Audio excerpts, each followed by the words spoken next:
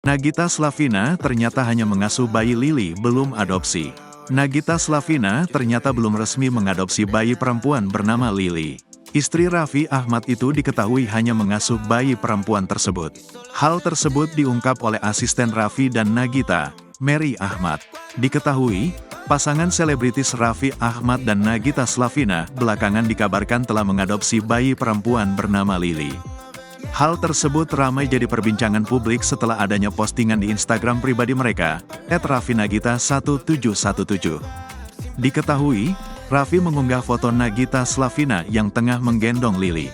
Namanya, Lily, tulisnya. Lebih lanjut, Mary juga menyebut jika ibu dari Rafattar dan Rayansa itu hanya sekadar mengasuh Lily.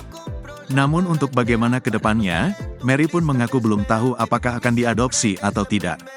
Cuman ngasuh doang gitu, tapi enggak tahu dengan berjalannya waktu Rafattar Rayansa itu kayaknya suka gitu, bos Raffi pun juga suka gitu, jelas Mary.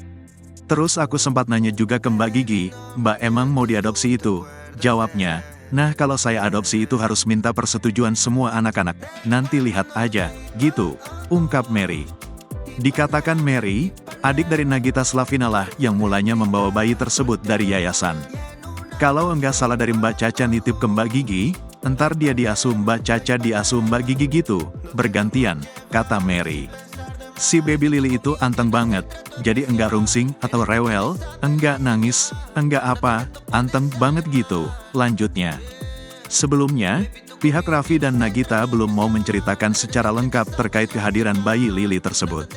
Saat ditemui, Bapak dari Rafattar dan Rayansa ini berjanji akan segera klarifikasi soal kabar tersebut.